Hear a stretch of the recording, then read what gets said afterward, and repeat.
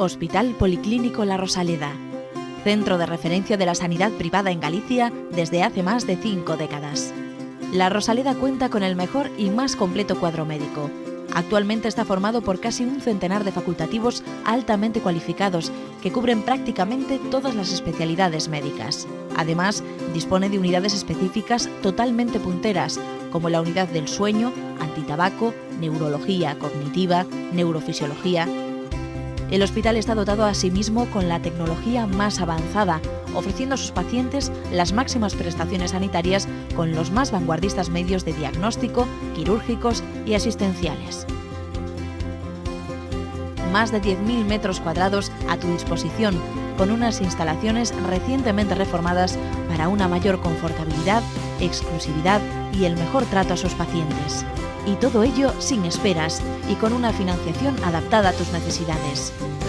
Porque lo verdaderamente importante no puede esperar. Por ti, por los tuyos. Hospital Policlínico La Rosaleda.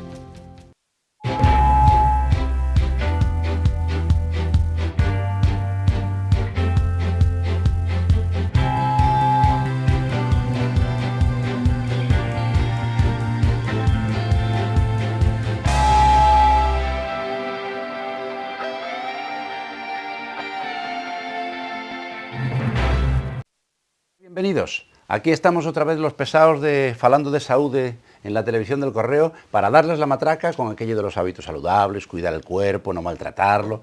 Sí, como siempre.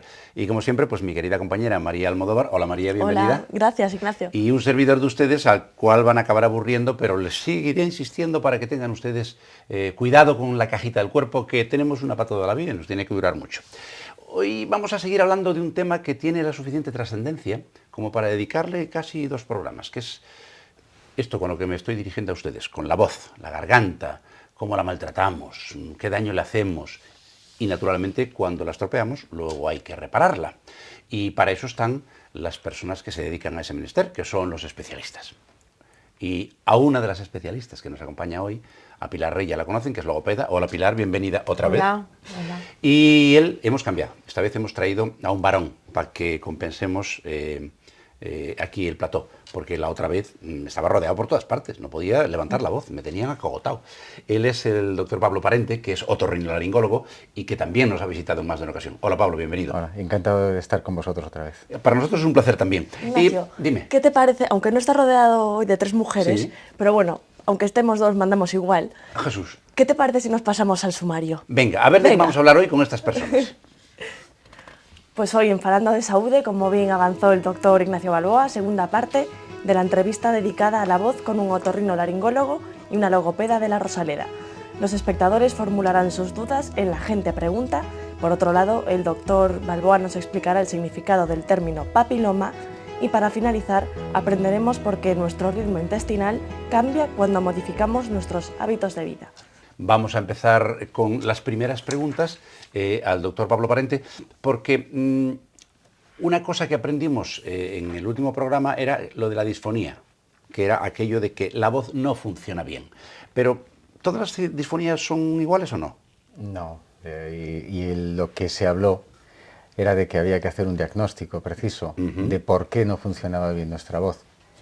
Y como hay varias causas, y hay muchas causas, son diversas, que provocan estas alteraciones en la voz, también son diversas los mecanismos que tenemos los médicos y los rehabilitadores logopédicos para recuperar nuestra voz. Por una parte, tenemos 3 tipos de tratamiento.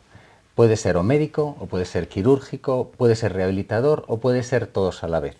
Fundamentalmente, si el problema que tenemos es un problema de inflamación, o un problema de que el ácido del estómago llega y estropea la parte posterior de la laringe, o un problema alérgico, lo que necesitaremos fundamentalmente será un tratamiento antiinflamatorio, como la cortisona, un tratamiento antiácido, como el famoso ya omeprazol, o un tratamiento antialérgico. Si lo que tenemos, por otra parte, no es un problema de este tipo, sino que es un problema de que hay algo que morfológicamente, que la forma de las cuerdas que habíamos visto están alteradas, pues probablemente necesitemos poner las cosas en su sitio, sea porque han crecido, porque se forman pólipos, porque se forman nódulos, porque se forma pues a lo mejor un papiloma, o porque hay quizá algo peor, ¿no? Porque se está formando una neoplasia, un tumor, un cáncer, ¿no? Eso siempre va a necesitar, o generalmente va a necesitar, un tratamiento quirúrgico. Y cuando todo parece que está normal y todo funciona, parece que la morfología, todo está bien, aparentemente, y sin embargo el paciente o la persona no es capaz de decir, de hablar bien, de fonar, ¿no? Entonces ahí necesitaremos un tratamiento rehabilitador. ¿Y por qué, Pilar, es importante la rehabilitación de la voz? ¿Existe algún protocolo básico de reeducación? Sí, tenemos un protocolo básico de reeducación que incluye ejercicios de relajación, respiración, resonancia, articulación, si es necesario, y lo que es la voz propiamente dicha, fonación y las pautas de higiene vocal, si es necesario. Me parece que tenemos algunas imágenes para ilustrar lo que estamos haciendo como introducción al tema de hoy. Vamos a ver ese pequeño reportaje. Esta paciente presenta problemas de tensión muscular en el cuello, rigidez, con lo cual necesita un masaje para reducir esa tensión y conseguir emitir mejor la voz. ¿Está fría? ¿Estás cómoda? Si te molesta algo me dices, ¿vale? Y paramos.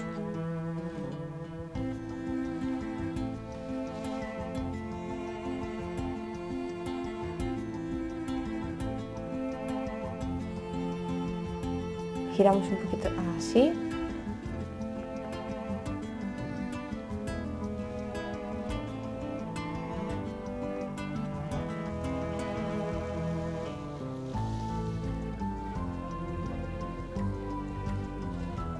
Vale, giramos un poquito así.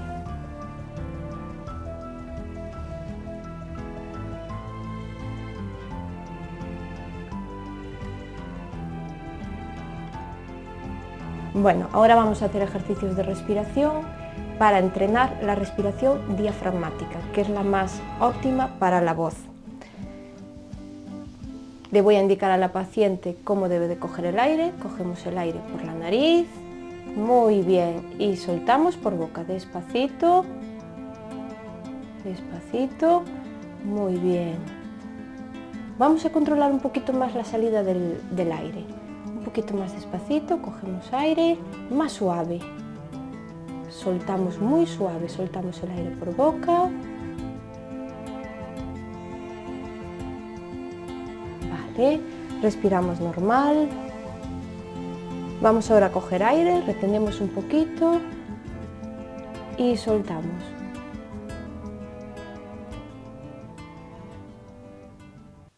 Pues ya ven ustedes lo que hay que hacer a veces para intentar recuperar la voz.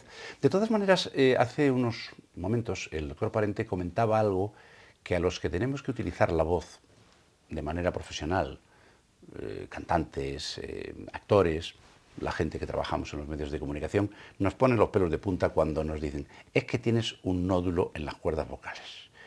Porque, Dios mío, ¿qué no podemos encontrar ahí, Pablo? Desde nada hasta algo muy serio, ¿no? Sí, la verdad es que los nódulos vocales es una enfermedad que maltratada o tratada de forma incorrecta puede cronificarse y provocar alteraciones, y sobre todo en los pacientes, en las personas que tienen un uso profesional, que necesitan su voz para poder trabajar. Entonces el tratamiento de los nódulos vocales básicamente es un tratamiento en equipo, porque por una parte requiere una rehabilitación. Antes de nada puede ser que requiera un tratamiento quirúrgico, como veremos, y después del tratamiento quirúrgico, si hace falta, también necesita una rehabilitación.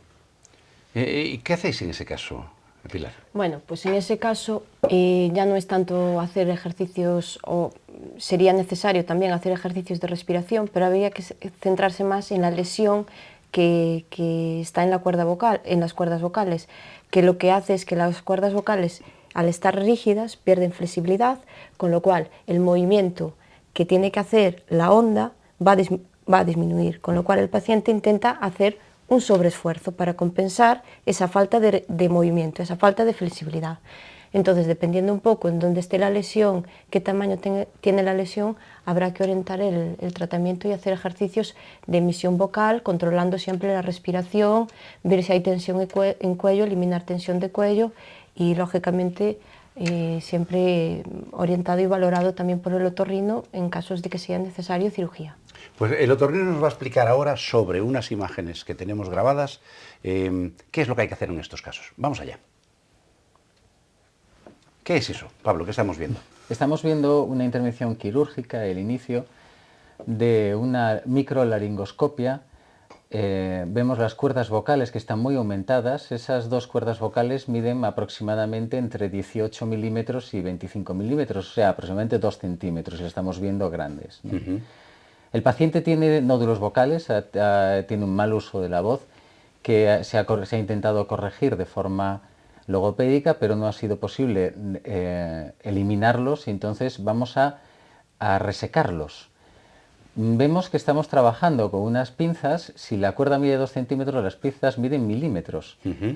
Y estamos trabajando directamente sobre las cuerdas vocales. En la parte inferior se ve un poco del tubo por el que estamos ventilando, haciendo respirar al paciente, y nosotros estamos cortando la parte más medial, la parte del borde de la cuerda, para poder ver el músculo y el ligamento, las partes internas de la cuerda, y no dañarlas, y después con una tijera recortarlas para que el borde de la cuerda, como vemos aquí, quede liso.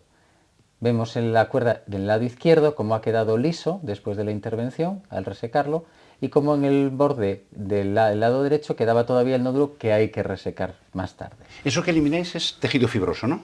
Este tejido fibroso es callo. Ya, es un callo como el que nos puede salir de escribir siempre de la misma manera en un dedo, o como nos puede salir cuando en un zapato nos hace daño algo, porque las cuerdas vocales no se juntan adecuadamente. Se forma esa tensión que hace forzar la cuerda, pierde elasticidad, y entonces está rozando de una forma no adecuada.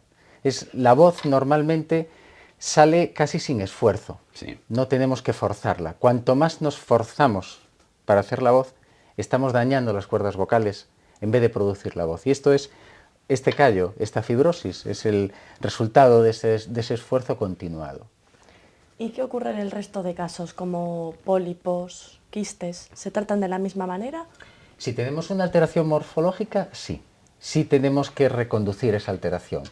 Entonces, en los pólipos, en los quistes, hay diferentes intervenciones quirúrgicas que se hacen de la misma manera. El paciente tiene que ser llevado a quirófano, se tiene que anestesiar con anestesia general, se pasa un tubo rígido a través de la ¿Es eso lo que estamos viendo? Exactamente. Y ahora en este caso lo que vemos es que en la cuerda vocal derecha, la que está en el lado derecho, tiene un pólipo. Vemos que no es fibroso, sino que es una especie de bolsa, ¿no?, que sale del borde de la cuerda vocal. Eso que también habíamos visto en la imagen anterior estamos infiltrando el borde de la cuerda para poder separarlo bien. Nos metemos en un espacio que hay entre el músculo y el borde final. Ahora hemos aprovechado porque tenía un pequeño vasito y hemos coagulado mínimamente el borde para evitar los sangrados. Y finalmente, con una microtijera, las palas de esa tijera pues tienen 2,5 milímetros. Por eso le llamáis microcirugía. Sí, es microcirugía la dije. Bueno, pues ya ven ustedes lo que hay que hacer a veces para trabajar ahí. Y como decía bien el doctor Parente, antes y generalmente después hay que hacer algo con esas cuerdas para tratar de recomponerlas. ¿Qué recomendaciones le darías tú, Pilar, a las personas que pasan por ese proceso que acabamos de ver? ¿Qué es lo que les recomiendas? Y sobre todo, y más importante, para no llegar a eso, ¿qué recomendaciones les harías también? Bueno, pues... Aparte de ir a verte, claro, aparte de ir a verte, por supuesto. Para no llegar a tener una lesión, las recomendaciones son las pautas de higiene vocal que ya hemos mencionado. Después de la microcirugía, si es necesario rehabilitación, pues se harían ejercicios de rehabilitación para que esa cuerda cogiese otra vez flexibilidad, movilidad, y de alguna forma no fuese necesario forzar para sacar la voz. Y esos son ejercicios que van un poco en función de la lesión y de la colaboración del paciente, que el paciente entienda qué sensaciones está produciendo para que pueda autocorregir los hábitos que han sido nocivos para sus cuerdas vocales. Es una reeducación de los hábitos de hablar, ¿verdad? Exactamente, sí, una reeducación. Y eso no debe ser fácil. No, no es fácil, no. Lleva su tiempo, hay que valerse muchas veces de ejemplos para que ellos entiendan qué es lo que están haciendo mal, intentar corregirlo, intentar ayudarles, y bueno, normalmente pueden pasar de 3 a 6 meses, dependiendo un poco de la lesión y del problema que presente el paciente. Pilar, todo el mundo que tiene, bueno, que usar la voz como instrumento de trabajo, por ejemplo, Ignacio y yo, digamos que deberíamos ir siempre a un logopeda, en este caso, por ejemplo, a ti, para prevenir. O sea, ¿es algo que deberíamos haber hecho antes? ¿Siempre estamos a tiempo? Yo creo que sí, que todos aquellos profesionales que usan la voz como una herramienta de trabajo, sí que sería bueno que tuvieran unas nociones básicas de higiene vocal, ¿no? Por ejemplo, calentar un poquito la voz antes de hablar, sobre todo si vamos a hablar muchas horas. Y bueno, sí que sería aconsejable.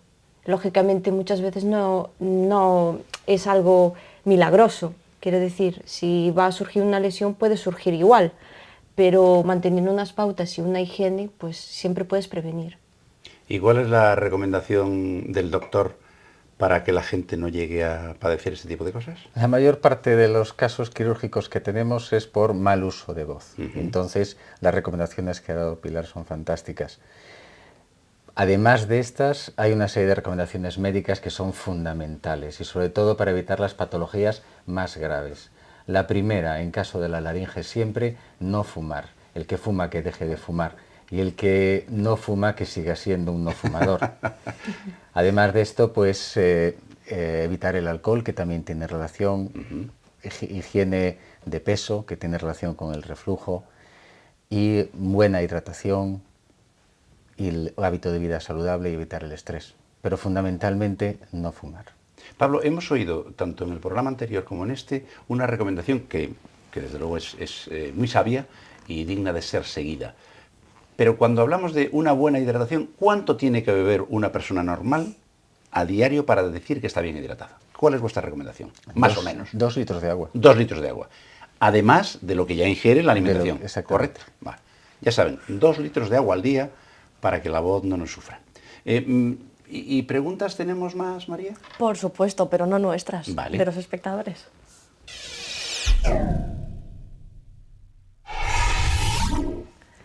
La gente pregunta, pueden enviarnos un correo electrónico a falandodesaude@correotv.es o pueden seguirnos todas las novedades a través de Facebook y Twitter. Yo, como sigo griposa y sigo arrastrando mis problemas de voz, parece que me he puesto mal a propósito. Tenemos 3 preguntas para nuestros invitados. María de Valga dice, querría saber si todas las disfonías tienen tratamiento. ¿Pilar? Bueno, en principio todas las disfonías tienen tratamiento. Habría que ver si la disfonía es de origen funcional, porque hay una alteración funcional, o porque hay una lesión en las cuerdas vocales. En ese caso sería necesaria la valoración del otorrino para ver si hay una lesión y tratar la lesión, o antes rehabilitación, tratar la lesión y después, pero bueno, eso habría que valorarlo, así no se puede decir, ¿no? No, todas las disfonías merecen diagnóstico al menos, tanto un diagnóstico médico como un diagnóstico funcional, y a partir de ahí todas tienen la capacidad de mejorar. Hay enfermedades congénitas de muy difícil tratamiento, como el sulcus vocal, o como los quistes intracordales, que son de difícil tratamiento, pero todas son susceptibles de mejorar, de optimizar nuestra voz. Otra pregunta. Manuel de Santiago dice, en muchas películas y series de hospitales parece que la prueba que más les gusta hacer es la traqueostomía. ¿Es para siempre la cánula que se le pone a un paciente? Yo creo que esta es para... Sí. Está muy clara quién va dirigida. Sí. Bueno, generalmente cuando aparecen en las películas y en las series de televisión, lo que hacen es simplemente abrir un agujero en la parte anterior de la tráquea para poder ventilar, para poder meter aire dentro del pulmón sin tener que pase por la boca ni por la laringe. Esas traqueotomías no son permanentes, sino que cuando el estado del paciente mejora, se puede retirar y se cierra el agujero. Hay unas traquetomías que sí que son permanentes, que son cuando el paciente tiene un proceso maligno, un cáncer de laringe, y hay que extirpar toda la laringe. Entonces, en esos casos, sí es necesario mantener ese agujero abierto en la parte anterior del cuello, porque es la única forma que tiene de respirar el paciente. Ya por último, Juana de Santiago dice: cada vez tengo la voz más ronca, y eso que no fumo. ¿Existe alguna técnica concreta para mi problema? ¿Algo de eso ya avanzaste? Primero habría que ver cuándo empezó la ronquera, si hubo algún factor que desencadenó esa ronquera, y valoración y diagnóstico. ¿Por parte del otorrino? Lo mismo, hay que hacer una historia, hay que hacer una evaluación de lo que tiene. No es un síntoma que se pueda tratar de una forma general, ¿no? Con una pastilla. Lo primero que haga, tomes esta pastilla, no. Hay cosas muy diferentes que pueden provocarlo, y entonces siempre merece la pena ser estudiado, y a veces la sorpresa es que se cura muy fácilmente, y a veces la sorpresa es que menos mal que he ido cuanto antes. Y María, después de estas preguntas, porque has dicho que es la última, ¿no? Es la última, es la última. ¿Y ahora qué toca? Pues ahora toca lo que más me gusta a mí del mundo mundial, que es ponerte en aprietos, a pesar de que no lo consiga, pero bueno, yo lo intento.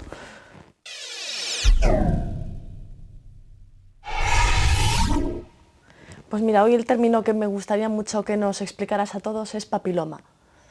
Ah, papiloma. Bueno, pues papiloma es una palabra que se compone de dos. La primera es papila y la segunda oma. ¿Y qué significa esto? Pues papila significa literalmente en latín algo que tiene forma de pezón. Sí, de pezón de una mama femenina. Y oma es un sufijo que, añadido a otras palabras, viene a significar bulto, tumor.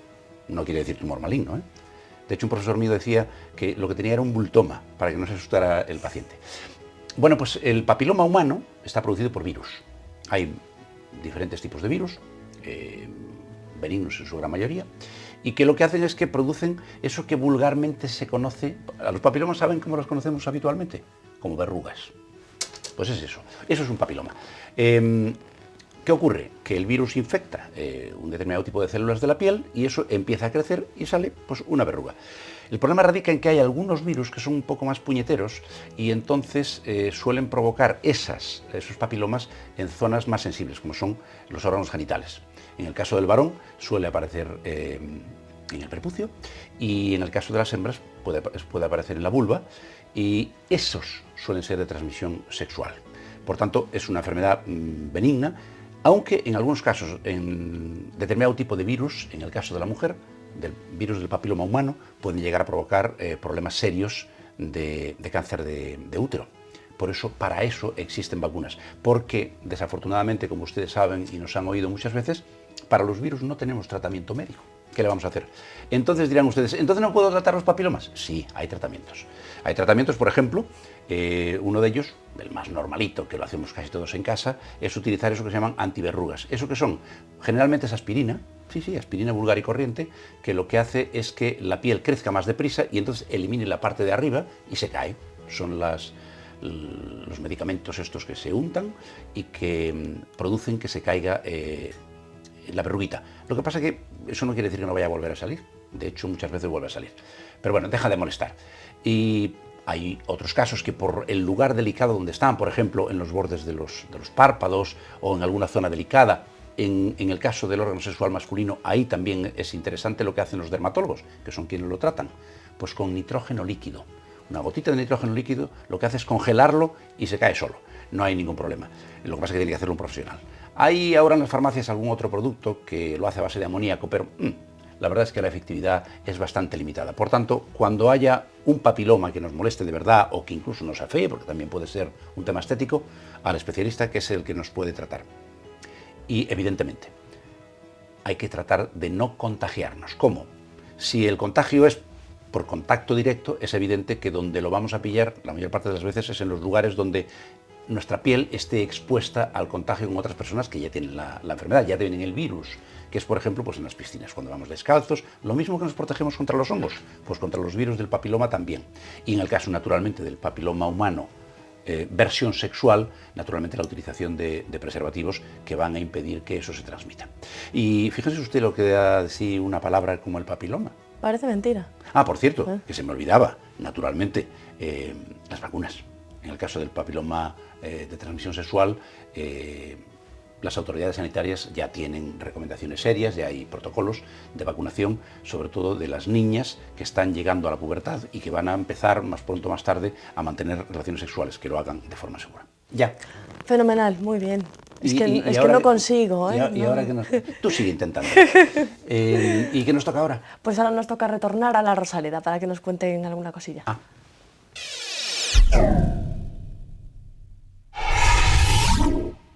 Hoy tenemos una pregunta muy simple para todos nosotros, porque a todos nos pasa y quien diga lo contrario miente, y es lo siguiente: ¿por qué, doctor, sufrimos cambios intestinales cuando nos vamos de vacaciones o cambiamos de residencia, estamos en un momento de estrés?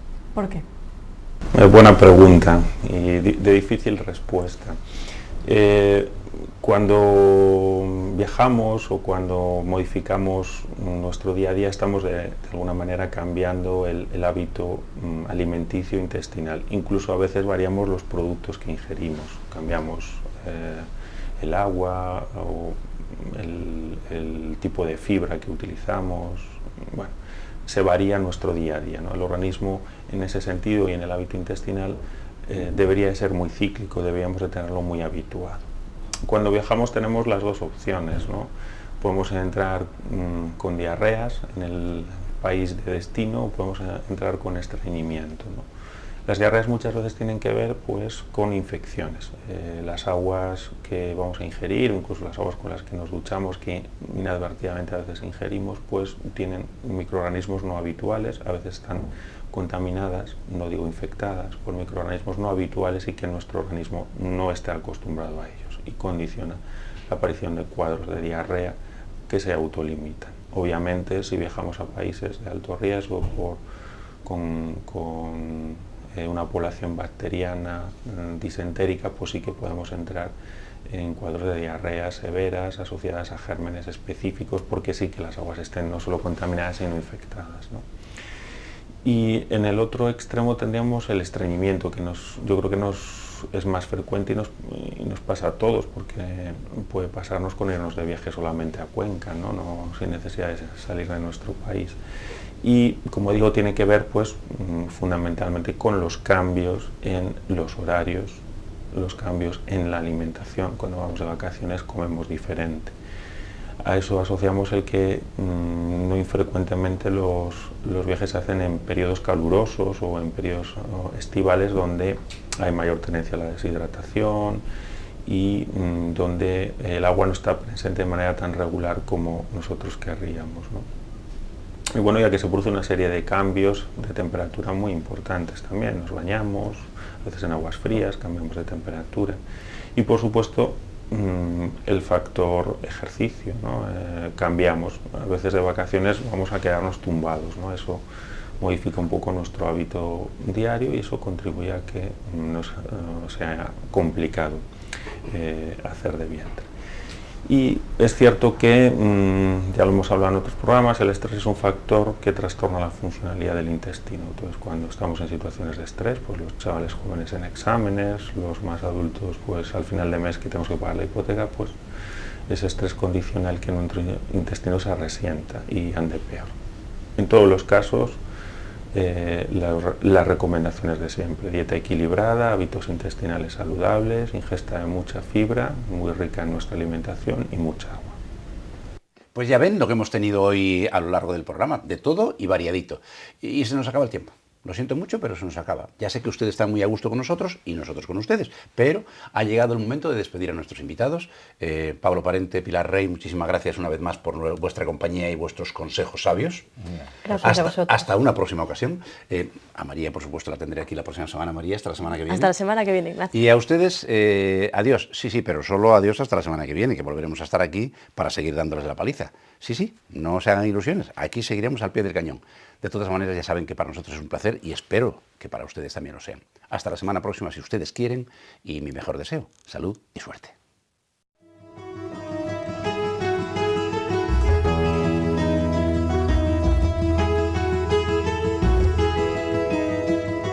Centros Médicos La Rosaleda han patrocinado este programa.